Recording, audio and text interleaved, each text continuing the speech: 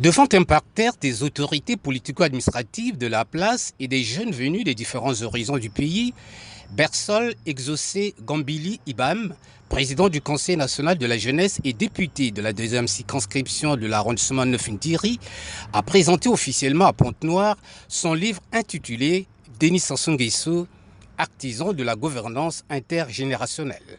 Un ouvrage de 110 pages publié aux éditions de l'Harmattan à Brazzaville.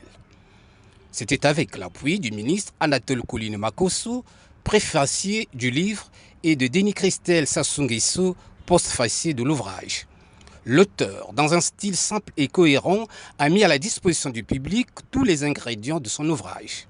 C'est-à-dire, à partir des faits, des événements vécus et des témoignages, il a démontré que Denis Sassou Nguesso, de tout temps, a su faire le brassage des générations, faisant ainsi du Congo l'un des pays ayant consacré la gouvernance intergénérationnelle dans la Constitution. Ce n'est pas que dans la politique, il y a d'autres aspects de la vie. Ceux qui liront le livre vont bel et bien se retrouver. Mais il y a une deuxième partie, celle-là aussi, elle est importante. Il s'agit plutôt des témoignages et des hommages rendus par près de 23 jeunes Congolais venus de partout, de divers horizons, de tout le Congo, qui ont décidé de rendre un hommage mérité au grand ami de la jeunesse congolaise, le président Denis Sassou Nguesso. Vous lirez aussi à ce niveau-là plusieurs témoignages des jeunes. Le Congo est l'un des rares pays à avoir inscrit dans sa constitution la gouvernance intergénérationnelle. Le groupe de mots existe même dans la constitution, gouvernance intergénérationnelle. Et pour cela, quelqu'un dit que la reconnaissance silencieuse ne servant à personne.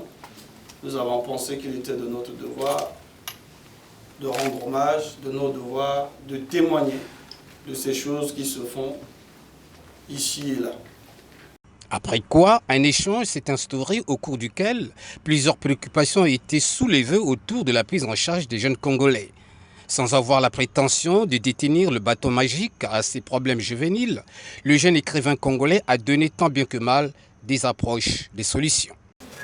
Aujourd'hui, pensez-vous qu'à travers ce livre que vous avez décrit et à travers l'avancée des choses, que la jeunesse congolaise est véritablement épanouie et s'approprie de son avenir? Nous, quand nous échangeons autour avec des jeunes, nous n'oublions pas un message, nous les disons, chers jeunes, il faudrait qu'on prenne notre avenir en main. Vous savez, le politique, ce qu'il fait, c'est créer un environnement propice à l'épanouissement, au développement des uns des autres. Mais à chacun de nous de faire le choix. Et en ce moment, nous invitons les jeunes à faire le bon choix. Ce livre, considéré comme un hommage anthume pour toutes les actions menées par Denis Sassou Nguesso en faveur de la jeunesse, est une invite aux jeunes du Congo-Brazzaville de croire en leur potentialité de réussite. Sa présentation va se poursuivre dans tous les départements du pays.